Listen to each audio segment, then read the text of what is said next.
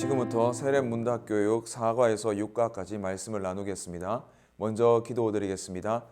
하나님 아버지 감사합니다. 우리가 학습 세례문답교육을 할 수 있게 도와주심에 너무나도 감사드립니다. 하나님, 우리가 오늘 성령에 대해서 또 인간에 대해서 성례에 대해서 하나님 말씀을 나누고자 합니다. 하나님, 우리가 말씀을 나눌 때에 하나님께서 함께하여 주셔서 각자 있는 곳에서 성령 하나님께서 임재하여 주셔서 들릴 말씀 듣기게 하여 주셔서 마음속에 하나님의 귀한 말씀이 심겨지고 내 삶에 나타날 수 있도록 도와주시고 역사하여 주옵소서. 예수님의 이름으로 기도드립니다. 아멘. 자, 제4과 성령론에 대해서 먼저 말씀을 나누고자 합니다. 첫 번째, 우리는 어떻게 구속함에 참여하게 되었습니까?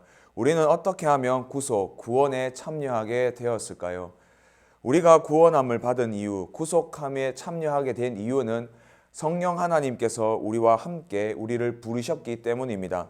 우리가 믿는 하나님은 삼위일체 하나님이십니다. 이 삼위일체 하나님은 성부 하나님, 성령 하나님, 성자 예수님이 계십니다. 이 삼위일체 하나님께서는 한 분이시지만 세 위격을 가지고 계십니다.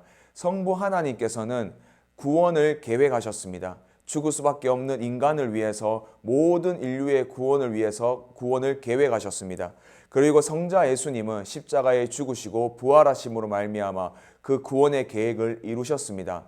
성령 하나님께서는 이 2000년 전에 일어난 일을 믿게 하기 위해서 지금도 우리 안에 내주하셔서 우리에게 역사하시면 우리를 부르시는 과정입니다.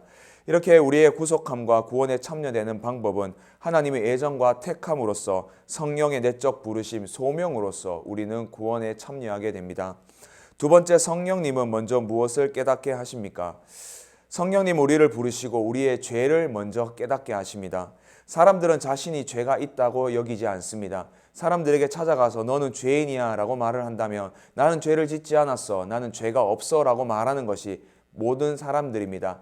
하지만 죄의 근본은 내가 죄를 지어서 죄가 되는 것이 아니라 죄의 근본은 하나님 아버지와 관계가 끊어진 것, 또 하나님처럼 되고 싶은 것, 하나님 없이 살아갈 수 있다는 그 교만함이 죄인 것입니다. 그래서 모든 인간은 죄를 지었습니다. 성령 하나님께서 우리에게 제일 처음에 와서 우리가 느낄 수 있는 것은 이 성령 하나님으로 인해서 우리의 죄를 깨닫게 해주는 것입니다. 이 죄를 깨닫고 이 죄로 오는 비참함을 깨닫게 하시는 것이 성령 하나님이십니다. 세 번째로, 누가 우리를 거듭나게 하시는가? 우리를 거듭나게 하시는 분은 성령 하나님이십니다. 요한복음 3장 5절에 예수님께서 대답하시되 진실로 진실로 내게 이르노니 사람이 물과 성령으로 나지 아니하면 하나님의 나라에 들어갈 수 없느니라. 아멘. 우리는 영적으로 거듭나지 않으면 하나님의 나라, 천국에 갈 수 없다고 예수님은 말씀하셨습니다. 이 거듭남, 영적으로 새롭게 됨은 물과 성령으로 새롭게 될 수가 있습니다. 이 성령은 마치 바람과 같다라고 예수님은 말씀하셨습니다. 바람은 기온을 알 수가 없고 가정을 알 수가 없습니다. 바람은 어디서부터 부는지 또 어디서부터 불러가는지 우리는 알 수가 없습니다. 또 바람의 과정을 우리는 알 수가 없습니다. 그러나 분명한 사실은 바람이 불고 있다는 그 결과입니다. 우리가 바람이 불고 있다는 결과를 우리 옷이 날리거나 우리 머리카락이 날릴 때에 바람이 불고 있다는 결과는 우리는 알 수가 있습니다. 이와 같이 성령이 어디서부터 시작되었는지, 어떤 과정에 의해서 우리가 구원함을 받았는지는 다 헤아릴 수는 없습니다. 하지만 분명한 것은 성령이 우리를 부르시면 영적으로 거듭난 존재가 되는 결과가 존재한다는 것입니다. 또 바람은 임의로 붑니다. 사람의 능력으로서 이 바람을 제어할 수는 없습니다. 이처럼 성령도 바람처럼 사람의 능력에 제어를 받지 않습니다. 성령께서 역사하시면 인간의 어떠한 능력으로도 성령의 의지와 역사를 제어할 수는 없습니다. 네 번째로, 성령께서 우리를 중생시키는 방편은 무엇입니까? 방법은 무엇입니까? 성령께서 우리를 거듭나게 하시는 방법은 오직 하나님의 말씀으로 우리를 거듭나게 하십니다. 베드로전서 1장 23절에 너희가 거듭난 것은 썩어질 씨로 된 것이 아니요 썩지 아니할 씨로 된 것이니 살아있고 항상 있는 하나님의 말씀으로 되었느니라. 아멘. 성령께서 썩지 않는 하나님의 말씀을 우리 마음에 심기셨습니다. 우리 마음에 심겨주시고 우리가 그 말씀에 반응할 때에 우리는 중생함을 받습니다. 그러므로 성령께서 우리를 거듭나게 중생하시는 방법은 하나님의 말씀입니다. 다섯 번째로 진정한 회개는 무엇입니까? 진정한 회개의 첫 번째는 성령의 역사로 죄인임을 깨닫는 것입니다. 우리가 앞에서 살펴보았던 것 같이 사람들은 자신이 죄인임을 깨닫지 못합니다. 그러나 성령 하나님께서 우리를 부르실 때에 우리는 제일 먼저 진정한 회개는 내가 죄인됨을 깨닫게 되는 것입니다. 그리고 두 번째로는 내 죄를 뉘우치는 것입니다. 죄를 지은 사람이 있다면 그 죄를 깨달았다면 죄를 뉘우치는 게 진정한 회개입니다. 죄를 깨달았음에도 불구하고 죄를 뉘우치지 않는다면 그것은 회개가 아닙니다. 그리고 마지막 세 번째로 예수님께 나와 예수님을 영접하는 것입니다. 자신이 지은 죄에 대한 값을 치룰 수는 없습니다. 그래서 예수님을 자기 구주로 영접하고 예수님을 받아들이면 그것이 진정한 회개가 되는 것입니다. 여섯 번째로 회개의 3대 요소는 무엇인가요? 회개의 3대 요소 중 첫 번째는 지성적인 요소입니다. 지성적인 요소인은 죄를 알게 되는 것입니다. 죄를 알고 깨닫는 것입니다. 로마서 3장 20절에 그러므로 율법의 행위로 그의 앞에 의롭다 하심을 얻을 육체가 없나니 율법으로는 죄를 깨달음이니라. 아멘. 이 로마서 3장 20절에 보면 율법으로는 죄를 깨닫게 해주신다고 사도 바울은 말하고 있습니다. 율법은 죄를 깨닫게 합니다. 하나님의 말씀은 누구에게나 들려지고 있습니다. 그러나 누구나 죄에 대해서 알고 깨닫지는 않습니다. 회개의 첫 번째는 누구나 깨닫지 못하는 죄를 하나님 주신 말씀을 통해서 율법을 통해서 죄를 알게 되고 죄를 깨닫는 것입니다. 그리고 회개의 두 번째 요소는 감정적인 요소입니다.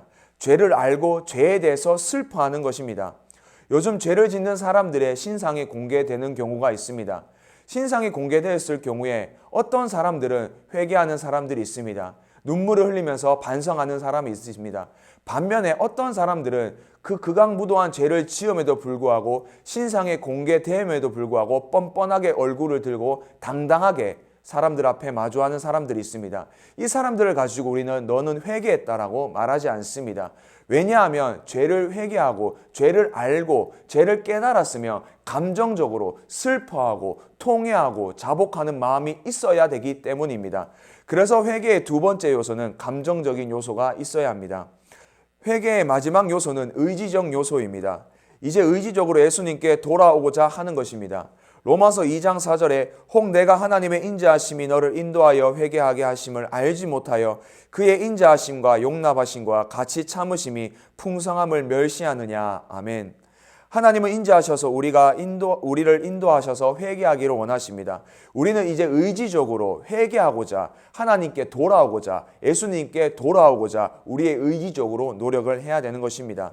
일곱 번째로 성령께서 은혜를 주시는 방편은 무엇입니까? 성령 하나님께서 은혜를 주시는 방편은 총 세 가지입니다. 첫 번째는 말씀입니다. 성령의 감동으로 기록된 이 하나님의 말씀을 읽을 때에 우리는 은혜를 받을 수가 있습니다. 은혜를 얻을 수가 있습니다. 우리가 세례를 받고 나서 성경책을 손에 가지고 성경을 많이 읽어보시기 바랍니다. 성경을 많이 읽게 되다 보면 하나님이 주시는 은혜를 우리는 풍성히 누릴 수가 있습니다. 또 말씀을 통해서 은혜 받을 수 있는 방법 다른 한 가지는 예배 시간에 하나님의 말씀을 대언하는 목사님의 말씀을 통해서 우리는 하나님께 은혜 받을 수가 있습니다. 두 번째는 성례입니다.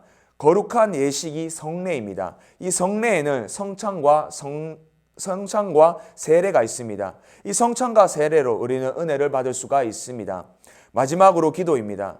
하나님을 아버지라 부르는 하나님의 자녀는 하나님께 기도를 드립니다. 우리는 예수 그리스도를 믿음으로 말미암아 하나님의 자녀들이 되었습니다. 하나님의 자녀가 되었으니까 우리는 하나님께 기도를 올려드릴 수가 있습니다. 우리는 하나님께 기도를 올려드릴 때에 우리는 하나님으로부터 주시는 은혜를 누릴 수가 있습니다. 여덟 번째로 죄인이 어떻게 의롭다함을 받을 수 있을까요? 죄인이 의롭게 되는 방법은 하나님의 은혜입니다. 하나님이 은혜를 주실 때에 우리는 의롭다함을 받을 수가 있습니다. 의롭다함을 얻을 수가 있습니다. 로마서 3장 24절에 그리스도 예수 안에 있는 속량으로 말미암아 하나님의 은혜로 값없이 의롭다 하심을 얻은 자가 되었느니라. 아멘. 은혜는 받을 자격이 없는 자에게 주는 것이 은혜입니다. 받을 자격이 있는 사람에게 주는 것은 보상입니다. 우리가 직장 생활을 하거나 우리가 아르바이트를 해서 일을 해서 돈을 받습니다. 그 돈을 받을 때에 우리는 그 돈을 가지고 보상, 또 그 돈을 가지고 월급이라 표현하지 은혜라고 표현하진 않습니다. 왜냐하면 내가 한 일에 대해서 받는 거기 때문입니다. 그런데 은혜란 것은 내가 받을 자격이 없는데 나에게 주시는 것을 은혜라고 합니다. 우리는 하나님께 은혜 받을 자격이 없습니다. 예수님께 구원받을 자격이 없는 자들입니다. 그러나 하나님의 은혜로 우리를 의롭다 칭하여 주시고 구원하여 주셨습니다. 그래서 우리가 의롭다함을 받을 수 있는 것은 하나님의 은혜입니다. 두 번째로 예수 그리스도를 믿는 믿음으로써 우리는 의롭다함을 받을 수가 있습니다. 갈라디아서 2장 16절에 사람이 의롭게 되는 것은 율법의 행위로 말미암음이 아니요 오직 예수 그리스도를 믿음으로 말미암은 줄 알므로 우리도 예수 그리스도를 믿나니 이는 우리가 율법의 행위로서가 아니고 그리스도를 믿음으로써 의롭다함을 얻으려 함이라. 율법의 행위로서는 의롭다함을 얻을 육체가 없느니라. 아멘. 율법이 나쁜 것이 아닙니다. 여기서 오해하면 안 되는 것이 율법이 나빠서 율법으로 구원받지 못한다라는 것이 아닙니다. 하나님이 주신 율법은 완전합니다. 하나님이 주신 율법은 완전하나 이 율법을 온전히 지킬 사람이 이 땅에 아무도 없다는 것입니다. 이 율법을 행위로 온전히 지킬 사람이 이 땅에 아무것도 없습니다. 그러므로 우리는 율법의 행위가 아니라 예수 그리스도를 믿는 믿음으로 의롭다함, 구원함을 받는 것입니다. 아홉 번째로 성화란 무엇입니까? 성화는 첫 번째로 성령의 계속적이요 은혜로우신 사역입니다. 두 번째로 죄인을 순결하게 하십니다. 세 번째로 하나님의 형상으로 새롭게 하시는 것입니다. 네 번째로 선행할 수 있고 거룩해지는 것입니다. 우리는 예수님을 믿고 의롭다 칭함을 받았습니다. 하나님의 자녀, 하나님의 백성이 되었습니다. 하나님의 자녀가 되었으면 하나님의 자녀답게 살아가야 합니다. 하나님 백성이 되었으면 하나님의 백성답게 살아가야 됩니다. 하나님의 자녀답게 순결하고 하나님의 형상으로 살아가야 합니다. 하나님의 자녀답게 선행을 하며 거룩하게 살아가야 합니다. 이것을 성화라 부릅니다. 그러나 아직도 죄 많은 이 땅을 살아가기에 우리의 힘만으로서 하나님의 자녀답게 성화를 이루고 살아가는 것이 쉽지 않습니다. 그래서 우리에게 필요한 것이 성령 하나님의 은혜가 필요합니다. 이 성령 하나님의 은혜는 우리가 앞에서 살펴보았던 것 같이 말씀을 읽을 때에, 기도를 할 때에 우리는 성령 하나님께 은혜를 받을 수가 있습니다. 우리가 말씀을 읽고 기도할 때에 성령 하나님께서 주시는 은혜를 가지고 우리는 이 땅에서 하나님의 자녀답게 순결하고 거룩하게 구별되게 선행을 하며 순결하게 살아갈 수 있게 되는 것입니다. 칭이 의롭다함을 받는 것도 성령 하나님의 은혜가 필요합니다. 성화에서도 성령 하나님의 은혜가 필요한 것입니다. 열 번째로 성도가 구원받는 순서는 없다 합니까? 우리가 여기서 기억해야 되는 것은 이 순서는 논리적 순서입니다. 시간적으로는 각자 다를 수가 있습니다. 그러나 논리적으로 정리한 것이 이 순서입니다. 첫 번째로는 소명입니다. 성령 하나님의 부르심이 있습니다. 두 번째는 중생입니다. 거듭나야 합니다. 세 번째로 신앙 믿음입니다. 네 번째로는 회개. 우리가 예수님을 신앙적으로 믿게 되고 우리가 예수님을 믿는 그 믿음으로 회개하게 됩니다. 다섯 번째로 칭이 의롭다함을 받습니다. 여섯 번째로 수양, 양자됨이 있습니다.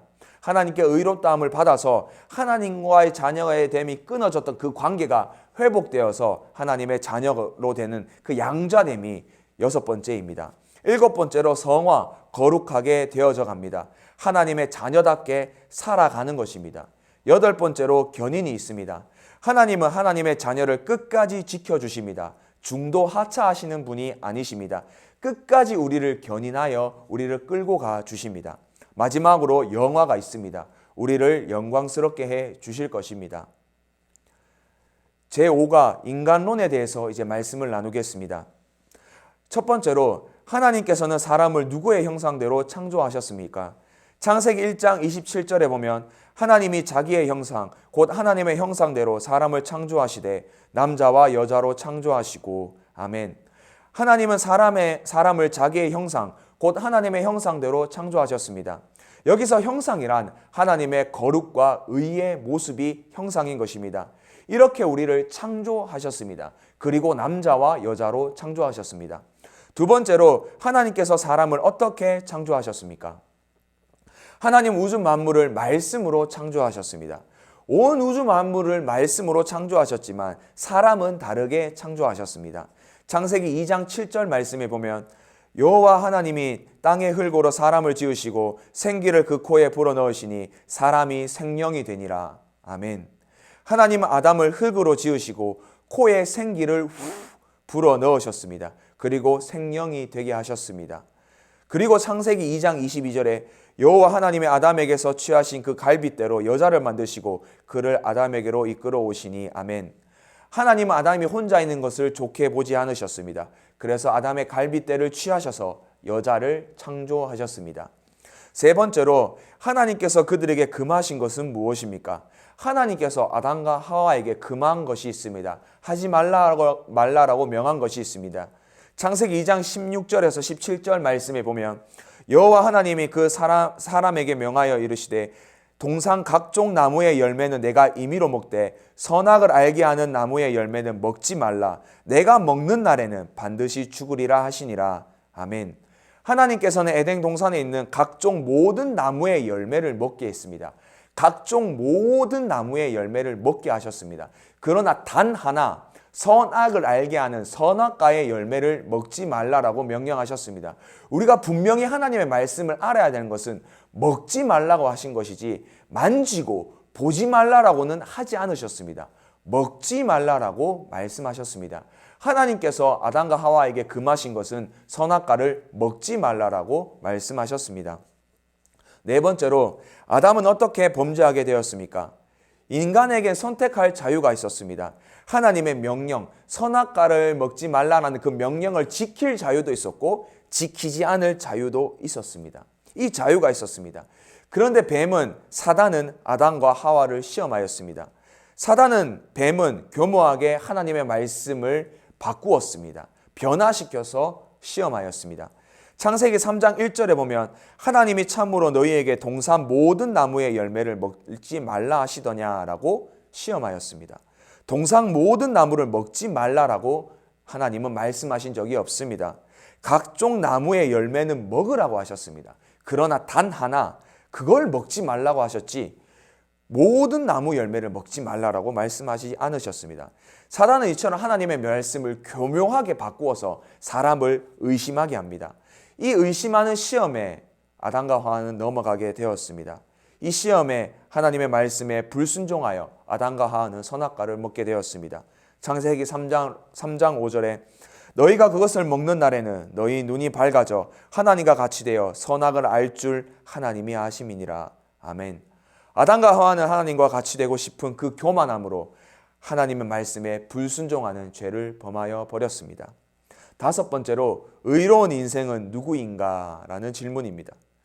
로마서 3장 10절에 기록된 바 의인은 없나니 하나도 없으며 라고 말씀합니다. 이 땅에 살아가는 어떤 사람도 의인은 없습니다. 다 죄인입니다. 사람은 죄를 지어서 죄인이 아닙니다. 죄인이기 때문에 죄를 짓는 것입니다. 여섯 번째로 범죄하여 타락한 인류는 어떤 지위에 이르게 되었습니까? 범죄한 인류는 하나님을 떠나서 하나님과의 관계가 끊어지고 비참한 지위에 이르게 되었습니다.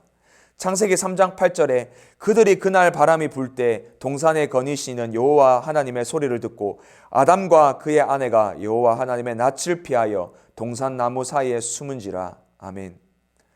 하나님과 관계가 끊어지고 하나님을 떠나게 되고 하나님이 두려워서 동산 나무에 숨게 되었습니다. 하나님과 관계가 끊어진 인간은 날마다 두려움에 살아갈 수밖에 없는 비참한 존재가 되어버렸습니다. 로마서 5장 14절에 그러나 아담으로부터 모세까지 아담의 범죄와 같은 죄를 짓지 아니한 자들까지도 사망의 왕노릇하였나니 아담은 오실 자의 모형이라. 아멘. 모든 사람은 이제 사망의 왕노릇하는 멸망을 자처하는 존재가 되어버렸습니다. 일곱 번째로 죄의 삭은 무엇인가요? 죄의 삭은 사망입니다. 로마서 6장 23절에 죄의 삭은 사망이요 하나님의 은사는 그리스도 예수 우리 주 안에 있는 영생이니라. 아멘.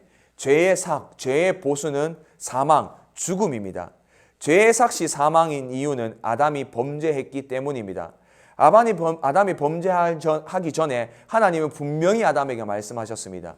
네가 이 선악과를 먹으면 정령 죽으리라. 네는 반드시 죽을 것이라고 하나님은 명령하셨습니다. 그렇기 때문에 죄의 결과는 사망, 죽음입니다. 지금 살아가는 모든 사람들은 죽습니다. 이 진리를 바꾸는 사람, 이 진리를 인정하지 않는 사람은 이 땅에 아무도 없습니다. 모든 사람은 죽습니다. 이 진리를 그 어떤 사람도 부정할 수 없습니다. 모든 사람은 죽습니다. 죄인이기 때문입니다. 그러므로 우리 모두는 죄인입니다. 여덟 번째로 죄는 크게 몇 종류가 있습니까? 크게 두 종류가 있습니다. 첫 번째로 아담이 지은 원죄가 있습니다. 그리고 자범죄, 본죄로서 아담의 후손들, 우리가 짓는 죄들이 있습니다. 먼저 원죄에 대해서 살펴보면 로마서 5장 12절에 그러므로 한 사람으로 말미암아 죄가 세상에 들어오고 죄로 말미암아 사망에 들어왔나니 이와 같이 모든 사람이 죄를 지었으므로 사망이 모든 사람에게 이르렀느니라. 아멘. 한 사람으로 죄가 이 땅에 들어왔습니다.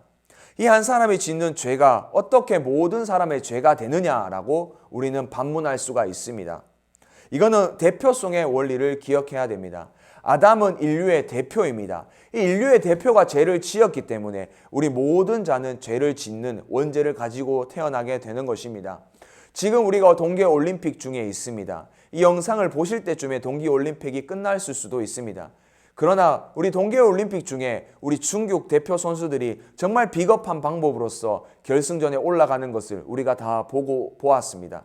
그리고 정말 비겁한 방법으로서 그 사람들이 쇼트트랙 경기에서 메달을 따는 것을 우리가 보았습니다. 그럴 때 우리는 중국 대표 선수만을 욕하지 않습니다.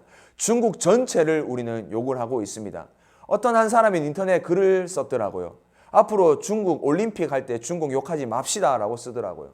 그리고 그 안에 글을 들어가 보니까 평소에도 중국 욕 좀 합시다 라고 이렇게 글을 썼던 것을 보았습니다. 그 중국 대표가 잘못을, 비겁함을 저질렀기 때문에 중국 전체가 우리는 욕을 하는 경우를 우리가 보게 됩니다. 이처럼 아담은 대표성을 가지고 있습니다. 아담이 죄를 지었기 때문에 우리 모든 자는 그 원죄를 받아들이는 것입니다. 그리고 우리 각자가 짓는 자범죄, 본죄가 있습니다. 아홉 번째로 본죄의 구체적인 내용은 무엇입니까? 먼저 내적으로 짓는 죄가 있습니다. 우리가 잘 아는 교만, 질투, 증오, 시기 등이 있습니다. 또 외적으로 짓는 죄가 있습니다. 사기, 도둑질, 간음, 살인 등이 있습니다. 열 번째로 멸망받을 인생에게 유일한 소망은 무엇입니까? 사람의 인생, 누구의 인생에게나 아까 말씀드렸다시피 죽음이 옵니다. 사망이 옵니다. 누구나 죽는 이 죽음에서 우리가 피할 방법, 구원할 방법은 오직 유일한 소망은 예수 그리스도 뿐입니다. 예수님을 믿고 구원받는 방법이 유일한 소망입니다. 마가복음 1장 15절에 이르시되 때가 찼고 하나님의 나라가 가까이 왔으니 회개하고 복음을 믿으라 하시더라. 아멘. 회개하고 예수님을 믿는 것뿐이 우리의 유일한 소망입니다. 우리가 회개하고 예수님을 믿으면 사도행전 16장 31절에 이르되 주 예수를 믿으라 그리하면 너와 내 집이 구원을 받으리라 하고 아멘. 우리는 구원함을 받습니다. 죽음으로 멸망받을 인생에게 유일한 소망이신 예수님으로 인해서 우리는 구원함을 받는 것입니다. 그래서 우리의 인생의 유일한 소망은 예수님 뿐이십니다. 여섯 번째로 제6과로 성례론에 대해서 말씀을 나누겠습니다. 첫 번째로 그리스도께서 세우신 신약의 성례는 무엇인가요? 구약시대에 하나님의 백성 표징, 상징으로는 할례와 유월절 행사가 있습니다. 할례란 것은 난지 8일 만에 남성의 표피를 자르는 것입니다. 우리나라 말로 고래 잡는 것입니다. 이 할례의 의미는 하나님의 언약된 백성, 하나님의 자녀됨을 나타냅니다. 유월절 행사를 지킵니다. 이스라엘 백성들은 유월절을 지키는데 이 유월절은 출애굽할 때에 10가지 재앙이 있었습니다. 그 마지막 재앙이 장자의 죽음의 재앙입니다. 애굽에 있는 모든 사람의 장자는 그날 다 죽었습니다. 하지만 어린 양의 피를 문설주와 임방에 바르는 그 집만은 장자의 죽음이 넘어갔습니다. 그 죽음이 넘어가게 된 것입니다. 구원함을 받은 것입니다. 그래서 그 유월절 행사를 지킨 것입니다. 구원함을 받았다는 상징으로서, 그 표로서 구약시대 때는 그 유월절을 지켰습니다. 신약시대에는 우리가 성례, 세례와 성찬으로서 하나님의 자녀가 됨을 상징적으로 우리는 성례를 지키고 있습니다. 세례의 뜻은 무엇인가요? 죄 씻는다는 뜻입니다. 세례의 뜻은 죄를 씻는다는 뜻입니다. 사도행전 2장 38절에 베드로가 이르되 너희가 회개하여 각각 예수 그리스도의 이름으로 세례를 받고 죄 사함을 받아라. 그리하면 성령의 선물을 받으리라. 아멘. 세례란 것은 죄를 씻는다는 뜻을 가지고 있습니다. 세 번째로 세례는 무슨 표인가요? 세례는 그리스도와 합하는 표이며 영원한 하나님의 백성이 됨을 나타내는 상징입니다. 이 세례는 표와 상징입니다. 세례를 받는다고 해서 구원을 받는 것이 아닙니다. 우리는 결코 이것을 착각하면 안 됩니다. 구원받는 것은 예수님을 믿는 믿음으로만 구원을 받는 것입니다. 믿음으로 구원을 받고 예수님과 합하여 하나님의 백성이 됨을 나타내는 표와 상징이 세례인 것입니다. 네 번째로 세례는 누가 베풀 수 있습니까? 어떠한 형편에서도 평신도는 이 세례를 베풀 수가 없습니다. 집사님도 권사님도 장로님도 그 어떠한 상황에도 형편에도 세례를 베풀 수는 없습니다. 오직 하나님의 사역자로 부르심을 받은 목사만이 이 세례를 베풀 수가 있습니다. 다섯 번째로 예수님은 누구에게 세례를 받으셨습니까? 예수님은 세례 요한에게 세례를 받으셨습니다. 여섯 번째로 세례는 몇 가지가 있습니까? 물세례와 성령 세례가 있습니다. 요한복음 3장 5절 말씀에 예수께서 대답하시되 진실로 진실로 내게 이르노니 사람이 물과 성령으로 나지 아니하면 하나님의 나라에 들어갈 수 없느니라. 아멘. 세례에는 물세례와 성령 세례가 있습니다. 그러면 일곱 번째로 물세례는 무엇입니까? 목사가 물을 가지고 성부와 성자와 성령의 이름으로 베푸는 세례가 물세례입니다. 물을 사용하는 이유는 아까 말씀드렸다시피 죄를 씻는 의미가 있습니다. 죄를 씻는 의미가 있기 때문에 물로 우리는 세례를 받는 것입니다. 여덟 번째로 성령 세례란 무엇입니까? 성령의 역사로 죄를 회개하고 예수님을 구주로 믿어 하나님의 자녀가 됨을 확신하는 것이 성령 세례입니다. 고린도전서 12장 3절 말씀에 그러므로 내가 너희에게 알리노니 하나님의 영으로 말하는 자는 누구든지 예수를 저주할 자라 하지 아니하고 또 성령으로 아니하고는 누구든지 예수를 주라 할 수 없느니라. 또 로마서 8장 9절 말씀에 만일 너희 속에 하나님의 영이 거하시면 너희가 육신에 있지 아니하고 영이 있나니 누구든지 그리스도의 영이 없으면 그리스도의 사람이 아니라. 아멘. 고린도전서 12장 3절 말씀에 성령이 아니면 누구든지 예수님을 구주로 시인할 수 없다라고 사도 바울은 분명히 말하고 있습니다. 또한 사도 바울은 로마서 8장 9절에 그리스도의 영, 성령이 없으면 그리스도의 사람이 아니라고 분명히 말씀하고 있습니다. 성령의 세례란 것은 성령의 역사로서 예수님을 구주로 고백하며 하나님의 자녀가 됨을 확신하는 사건이 이 성령 세례입니다. 성령 세례 없이는 예수님을 진정한 구주로 고백할 수가 없습니다. 그러므로 예수님을 진정한 구주로 고백하며 확신하는 사람은 성령 세례를 받은 것입니다. 아홉 번째로 세례를 받아야 할 이유는 무엇인가요? 세례를 받아야 할 첫 번째 이유는 예수님의 명령이기 때문입니다. 예수님의 명령이기 때문에 우리는 당연히 세례를 받아야 하며 세례를 베풀어야 합니다. 사도행전 10장 48절에 명하여 예수 그리스도의 이름으로 세례를 베풀라 하니라. 그들이 베드로에게 며칠 더 머물기를 청하니라. 아멘. 고린도전서 1장 17절 말씀에 그리스도께서 나를 보내심은 세례를 베풀게 하려 하심이 아니요 오직 복음을 전하게 하려 하심이로되 말의 지혜로 하지 아니함은 그리스도의 십자가 헛되지 않게 하려 함이라. 아멘. 예수님께서 명령으로 세례를 베풀라고 하셨습니다. 예수님의 명령이에 우리는 세례를 베풀고 세례를 받는 것입니다. 그리고 두 번째로 부활의 표가 있기 때문입니다. 로마서 6장 4절에 그러므로 우리가 그의 죽으심과 합하여 세례를 받음으로 그와 함께 장사되었나니 이는 아버지의 영광으로 말미암아 그리스도를 죽은 자 가운데서 살리신 같이 우리로 또한 새 생명 가운데서 행하게 하려 함이라. 아멘. 물이 가지고 의미는 죄 씻음의 의미가 있다고 말씀을 드렸습니다. 그러나 물이 가지고 있는 상징과 의미 중에 죄 씻음 말고 다른 의미와 상징이 있습니다. 그것은 죽었다라는 것입니다. 그래서 우린 종종 이런 농담을 합니다. 요단강 건너지 마라. 이 말이 무엇입니까? 죽지 말라는 말이지 않습니까? 그리고 이런 영화도 있습니다. 니마 그 강을 건너지 마오. 그 강, 그 물이라는 것은 죽음을 의미합니다. 죽지 말라는 것입니다. 그래서 물이란 것은 죽음도 상징합니다. 우리가 물로 세례를 받았을 때 우리는 죄로 죽을 수밖에 없는 우리가 철저하게 죽었다라는 것을 의미합니다. 우리가 철저하게 죽었습니다. 그래서 물 세례를 받음으로써 우리가 철저하게 죽음을 상징하고 의미하는 것이 우리가 물 세례입니다. 하지만 예수님을 믿는 믿음으로 말미암아 영생함을 받았습니다. 예수님이 다시 사셨듯이 우리는 다시 살 것입니다.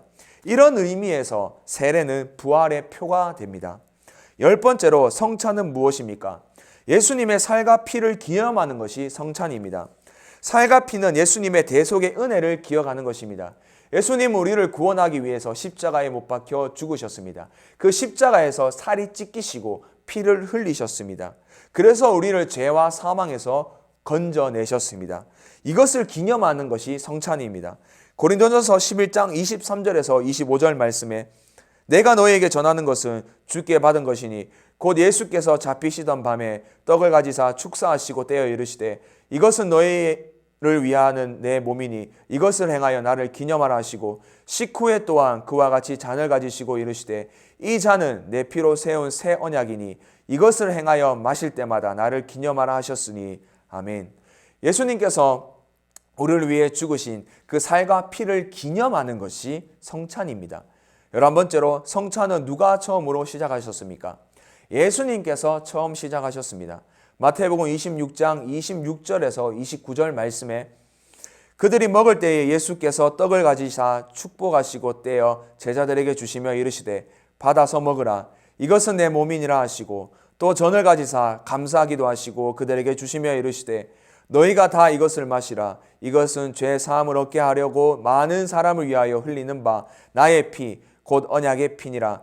그러나 너희에게 이르노니 내가 포도나무에서 난 것을 이제부터 내 아버지의 나라에서 새 것으로 너희와 함께 마시는 날까지 마시지 아니하리라 하시니라. 아멘. 예수님께서 잡히시기 전날에 밤에 제자들과 함께 시작된 것이 떡과 포도주를 나눈 것이 성찬식의 시작이었습니다. 12번째로 성찬식은 무엇을 베푸는가요? 무엇을 베풉니까? 떡과 포도주, 포도즙을 베풉니다. 예수님께서 떡과 포도주를 하셨기 때문에 우리도 똑같이 떡과 포도주, 포도즙으로 우리는 성찬을 하고 있습니다.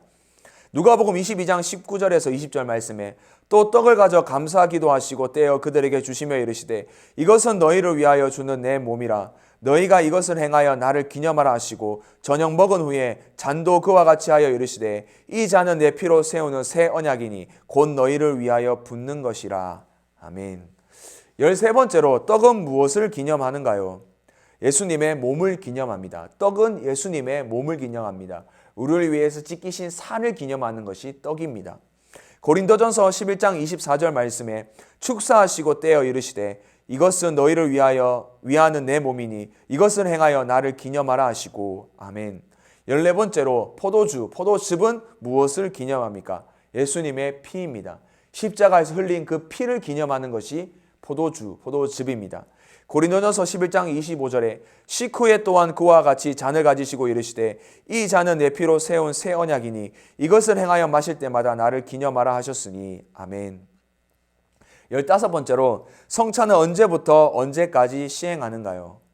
예수님의 죽으심부터 재림 때까지 시행하십니다. 예수님이 이 땅에 다시 오실 것입니다.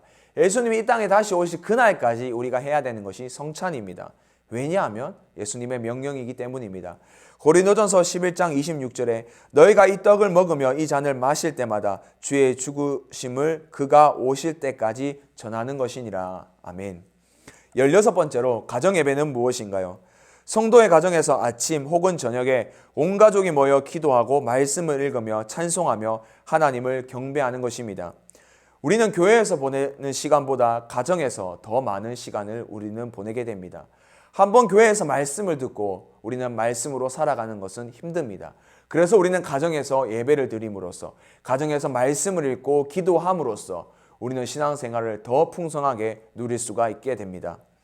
가정에서 각자를 원망하고 가족을 탓하는 소리보다 찬양의 소리와 말씀을 나누는 소리가 더 풍성한 우리 성도님들 되기를 소망합니다. 17번째로 교회는 언제 출석해야 하는가요? 교회에는 예배가 있습니다. 새벽 예배가 있고 주일 예배가 있고 수요 예배가 있고 금요 심야 예배가 있습니다. 모든 예배에 출석하고자 우리는 적극적으로 노력해야 합니다. 우리는 예배 시간에 모든 시간을 참여하고자 적극적으로 우리는 노력해야 됩니다. 그러나 우리가 예배를 참석할 때 기억해야 되는 것이 있습니다. 그것은 예배를 통하여서 우리가 하나님께 영광을 올려드리고 나는 은혜 받고자 하는 그 마음으로, 그 갈급한 심령으로 우리는 예배 시간에 참석해야 합니다. 그냥 의무적으로 교회를 왔다 가는 것이 아니라 이 예배 시간에 하나님께 영광을 올려드리고 내가 이 땅을 살아가기 위해서 하나님께 받는 은혜를 공급받는 시간이 예배 시간입니다. 그런 갈급한 심령, 그런 좋은 밭으로 우리는 이 예배 시간에 모든 예배에 적극적으로 참여하고자 노력해야 합니다. 이상으로 4과에서 6과까지 성령론과 인간론과 성례론에 대해서 살펴보았습니다. 남은 교육 시간까지 열심히 잘 들으시기를 축복합니다.